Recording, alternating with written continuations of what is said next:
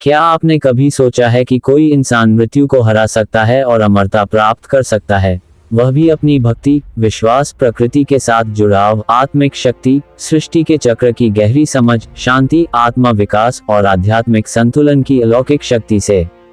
नमस्ते दोस्तों, स्वागत है आपके अपने चैनल पर। आज हम मार्कंडेय पुराण की गहराइयों में गोता लगाएंगे, जहां मार्कंडेय ऋषि ने भगवान शिव की कृपा से यमराज को पराजित किया और अमरता का अनुपम रहस्य दुनिया के सामने लाया। तो शुरू से अंत तक बने रहें, लाइक करें, सब्सक्राइब करें। दोस्तों, मार्कंडेय पुराण हिंदू धर्म के सबसे रहस्यमयी और प्रेरणादायक ग्रंथों में से एक है, जो हमें अमरता और भक्ति के बीच अद्भुत संबंध बताता है। इस पुराण में मार्कंडेय ऋषि की कथा है, जिन्हें महादेव शिव ने 16 साल की उम्र में यमराज के फंदे से बचाया और उन्हें अमरता का वरदान दिया। क्या आपने कभी मृत्यु से परे जीवन की संभावना पर गहराई से सोचा, भक्ति की शक्ति को महसूस किया, प्रकृति से जुड़ाव का अनुभव किया, आत्म विकास की खोज की या संतुलन की तलाश की? कमेंट में अपनी राय साझा करें और इस यात्रा को और समृद्ध बनाएं। मार्कंडेय पुराण के अनुसार मृकंडू ऋषि और उनकी पत्नी लंबे समय तक संतानहीन रहे। उन्होंने भगवान शिव की कठोर तपस्या की, जिसमें उन्होंने वर्षों तक कठिन व्रत, ध्यान और जटिल यज्ञ किए, जो हिमालय की कंदराओं में संपन्न हुए, जहां वे गंगा के किनारे बैठकर शिव का स्मरण करते थे, वनों में तपस्या करते थे, सूर्योदय पर प्रार्थना करते थे, चंद्रमा की शांति में आत्मचिंतन करते थे और संतुलन के लिए योग साधना करते थे। अंत में शिव ने उन्हें प्रसन्न होकर दर्शन दिए और 2 विकल्प दिए, एक लंबी आयु वाला औसत पुत्र या 16 साल की छोटी आयु वाला उच्च कोटि का पुत्र। मृकंडू ने दूसरा विकल्प चुना, क्योंकि उन्हें अपने पुत्र की आध्यात्मिकता, भक्ति, प्रकृति से जुड़ाव, सृष्टि के चक्र को समझने की क्षमता, शांति, आत्म विकास और संतुलन पर पूरा भरोसा था, और इस तरह मार्कंडेय का जन्म हुआ।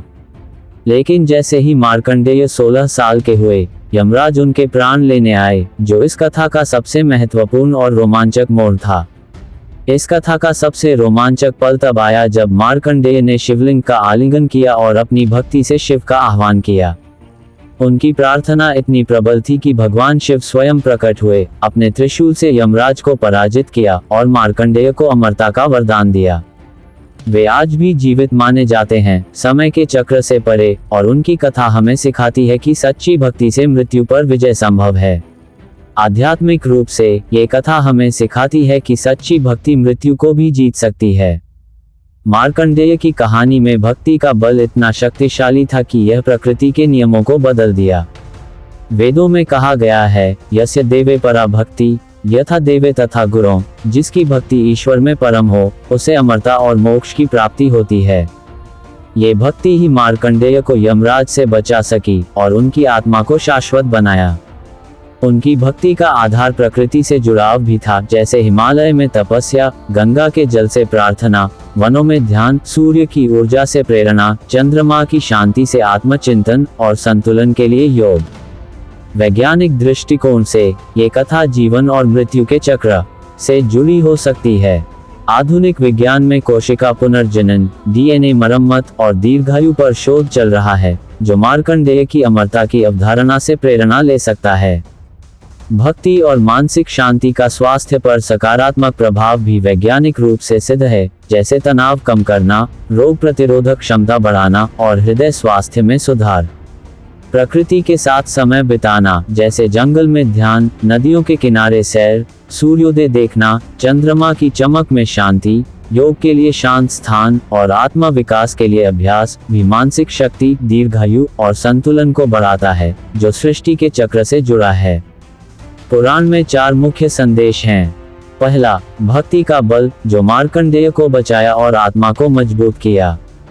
दूसरा, मृत्यु का सामना, जो जीवन का अभिन्न अंग है और इसे स्वीकार करना जरूरी है। तीसरा, शिव की कृपा, जो सभी कष्टों, भय और संकटों को दूर करती है।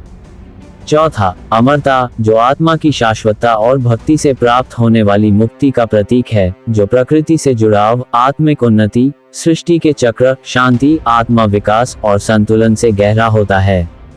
आज के जीवन में इसका महत्व। पहला, हर दिन 5 मिनट शिव की प्रार्थना करें, जो भक्ति को बढ़ाता है और मन को शांत करता है।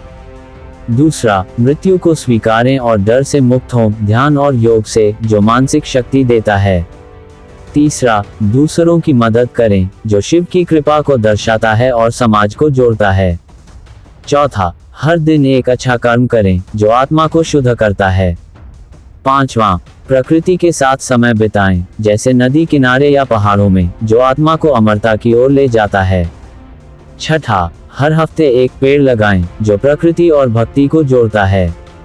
सातवां, हर महीने एक दिन ध्यान करें, जो आत्मिक उन्नति को बढ़ाता है। आठवां, हर साल सूर्योदय पर प्रार्थना करें, जो सृष्टि के चक्र से जुड़ाव को मजबूत करता है। नौवां, हर पूर्णिमा पर चंद्रमा की शांति में ध्यान करें, जो शांति प्रदान करता है। 10वां, हर साल आत्म विकास के लिए एक नया संकल्प लें, जो आत्मा को ऊंचा उठाता है। 11वां, हर हफ्ते संतुलन के लिए योग करें, जो जीवन को संतुलित करता है। पुराण में मंत्र भी हैं। ओम नमः शिवाय का 108 बार जाप सुबह करें, जो शिव की शक्ति को जगाता है और भक्ति को गहरा करता है। महामृत्युंजय मंत्र का 21 बार जाप करें, जो मृत्यु से रक्षा करता है और स्वास्थ्य देता है। व्यवहारिक उपाय। पहला, हर सोमवार शिवलिंग पर जल और बिल्वपत्र चढ़ाएं, जो भक्ति को मजबूत करता है। दूसरा, दान करें, भोजन, वस्त्र या शिक्षा देकर, जो शिव की कृपा को आकर्षित करता है। तीसरा, हर साल महाशिवरात्रि पर व्रत रखें, जो अमरता की ओर ले जाता है। चौथा, हर महीने एक दिन ध्यान करें, जो आत्मा को शांति देता है। पांचवा, अपने घर में शिव मंदिर बनाएं या पूजा स्थान रखें। छठा, हर साल एक शिव मंदिर की यात्रा करें, जो भक्ति को गहरा करता है। सातवां, हर पूर्णिमा पर गंगा जल से शिव पूजा करें, जो प्रकृति और भक्ति का संगम है। आठवां, हर तिमाही में एक पेड़ारोपण अभियान चलाएं, जो प्रकृति से जुड़ाव को बढ़ाता है। नौवां, हर साल एक सूर्य मंदिर की यात्रा करें, जो सृष्टि के चक्र से जुड़ता है। 10वां, हर अमावस्या पर चंद्रमा की शांति में प्रार्थना करें, जो शांति प्रदान करता है। 11वां, हर साल एक आत्मा विकास कार्यशाला में भाग लें, जो आत्मा को ऊंचा उठाता है। 12वां, हर हफ्ते संतुलन के लिए योग करें, जो जीवन को संतुलित करता है। वास्तविक जीवन से उदाहरण। महर्षि दयानंद ने सत्य और तप से जीवन को प्रभावित किया, जो मार्कंडेय की भक्ति से मिलता जुलता है। आज भी लोग कैंसर जैसे रोगों से लड़ते हैं और भक्ति से प्रेरणा लेते हैं, जो इस कथा का आधुनिक रूप है।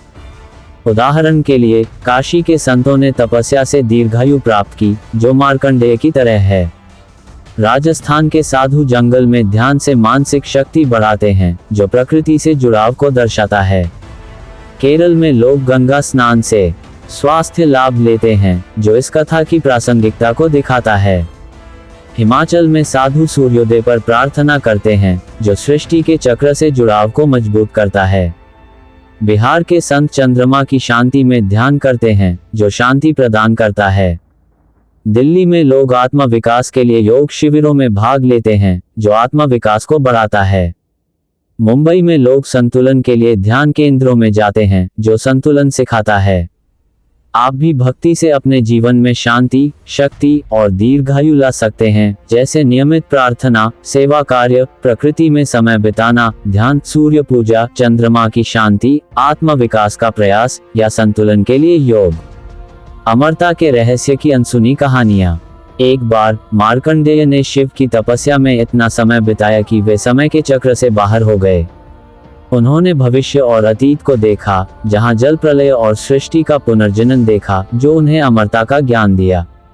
ये कहानी हमें सिखाती है कि भक्ति से समय और मृत्यु की सीमाएं टूट सकती हैं। इसी तरह शिव ने उन्हें सृष्टि के चक्र का दर्शन कराया, जहां आत्मा की शाश्वतता प्रकट हुई। एक अन्य कथा में मार्कंडेय ने शिव से मृत्यु के रहस्य पूछा और शिव ने उन्हें बताया कि आत्मा कभी नष्ट नहीं होती, जो वेदों के अहम ब्रह्मास्मि से मेल खाता है। उन्होंने गंगा के किनारे ध्यान कर अमरता का अनुभव किया, हिमालय में तपस्या से प्रकृति से जुड़ाव को मजबूत किया, सूर्योदय पर प्रार्थना से सृष्टि के चक्र को समझा, चंद्रमा की शांति में शांति पाए, आत्म विकास के लिए साधना की और संतुलन के लिए योग किया। आज के संदर्भ में दोपहर के 2:05 भारतीय मानक समय, शनिवार 12 जुलाई 2025 एक शुभ समय है। ये समय भक्ति, आत्मचिंतन, प्रेरणा, प्रकृति से जुड़ाव, आत्मिक उन्नति, सृष्टि के चक्र से जुड़ाव, शांति, आत्म विकास और संतुलन के लिए आदर्श है। आज जलवायु परिवर्तन, स्वास्थ्य संकट, मानसिक तनाव, पर्यावरणीय संकट, आधुनिक जीवन की जटिलताओं, आत्मिक खोज, व्यक्तिगत विकास और संतुलन की आवश्यकता के बीच मार्कंडेय की कथा हमें मानसिक शक्ति, प्रकृति से जुड़ाव, भक्ति से जीवन को संतुलित करने, आधुनिक समस्याओं का समाधान, आत्मिक जागरूकता, सृष्टि के चक्र से प्रेरणा, शांति, आत्म विकास और संतुलन सिखाती है। उदाहरण के लिए, गंगा किनारे ध्यान करना, शिव मंदिरों में प्रार्थना करना, पेड़ लगाना, जल संरक्षण अभियान, सूर्योदय पर ध्यान, चंद्रमा की शांति में प्रार्थना, हिमालय यात्रा, आत्म विकास कार्यशाला या योग के लिए समय आज भी प्रासंगिक हैं। दोस्तों, मार्कंडेय पुराण हमें सिखाता है कि सच्ची भक्ति से अमरता संभव है। अगर आपको यह वीडियो पसंद आया तो लाइक करें, चैनल को सब्सक्राइब करें और बेल आइकन दबाएं। कमेंट में बताएं कि यह कथा आपको क्या सिखाती है और अगला विषय क्या हो। फिर मिलते हैं नई खोज के साथ। जय हो।